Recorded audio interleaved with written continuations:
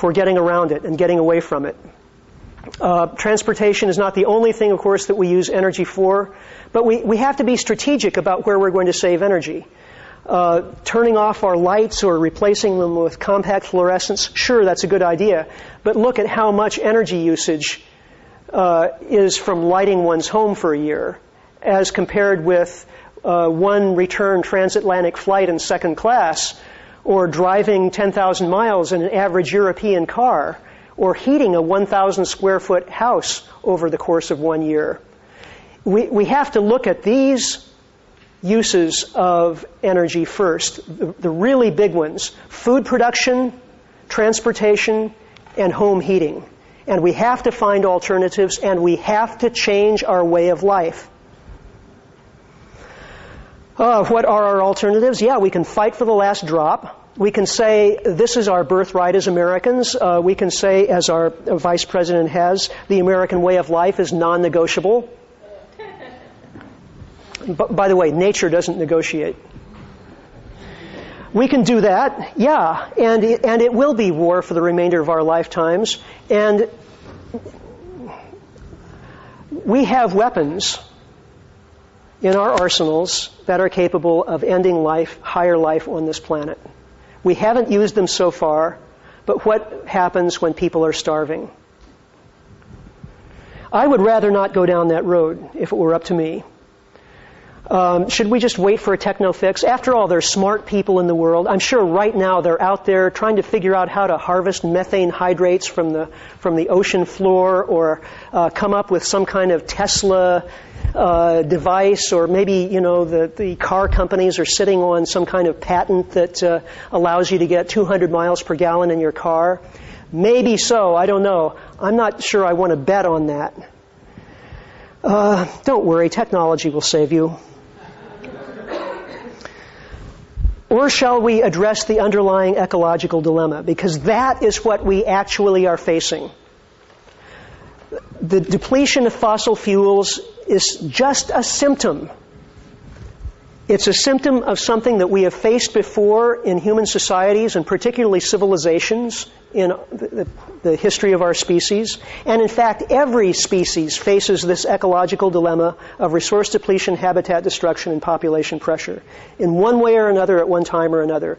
The possible responses move elsewhere. We've been doing that for tens of thousands of years. We started in Africa, and now we've covered the globe with human beings. We have inhabited every possible place. You can exploit existing resources more intensively. We found ways of doing that with first horticulture, and then agriculture, and then industrial agriculture.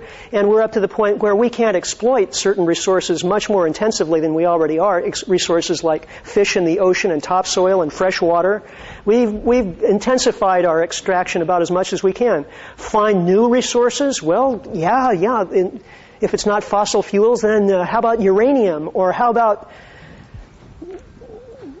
These are supply-side solutions. And our genius as a species is that we have found ways to implement supply-side solutions to the ecological dilemma like nobody's business, like no other species has been able to do.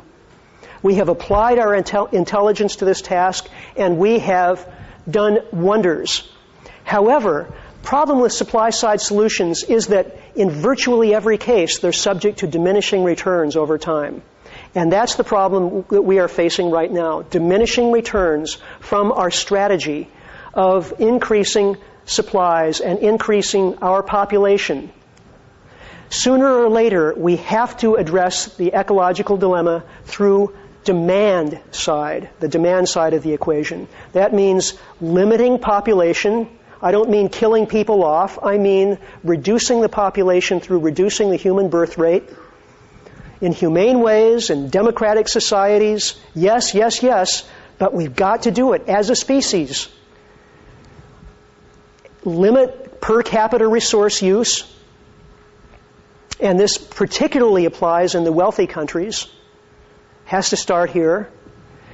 If we can't do any of those things, nature will take care of it for us.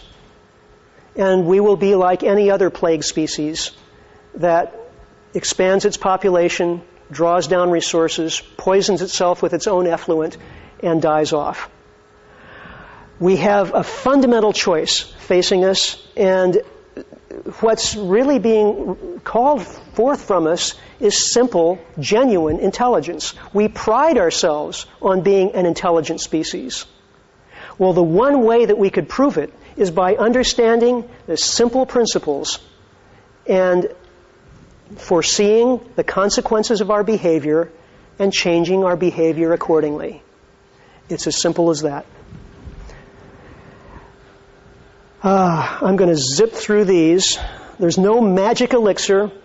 We've got to aim for maximum efficiency, localize and decentralize our economies, run the movie of globalization in reverse, because globalization is all about using cheap, abundant energy in order to increase the distance between producers and consumers, transporting manufactured goods and resources as far as possible. No, we have to do exactly the opposite. Move producers and consumers closer together.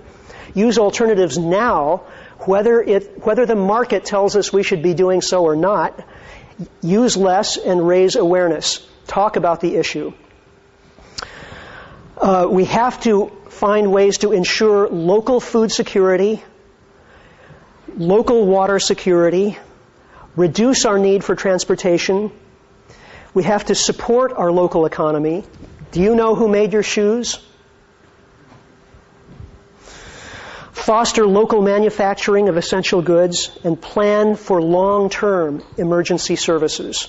Because what we are facing is not a short-term emergency. It's not going to be fixed in a week. It's not going to be fixed in a month or a year. This is something that we and the next generation and the generation after that will all be dealing with. So this is a challenging picture, but I believe that the more people are aware of it, the better off we'll be. I direct my comments not to, the vast majority of the American population. They're not going to listen anyway.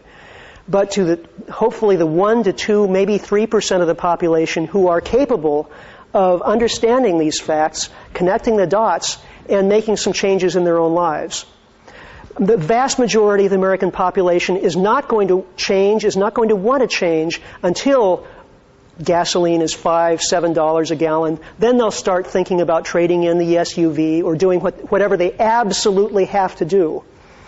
But things are going to get a lot worse than that. And we need at least a small seed portion of the population that understands why these changes are overtaking our way of life, has already started dealing with it in their own lives, and already started making changes in their local community. If we have that small core, those seeds present within society, I'm hopeful that that others will learn and follow examples. There will be teachers available. This is how you grow food. We've saved some seeds for you, by the way. If that doesn't happen, if it catches all of us by surprise, then I'm not very hopeful, frankly. So we have our work cut out for us, but it starts with awareness, and thank you for helping to understand and to get that word out. Thank you.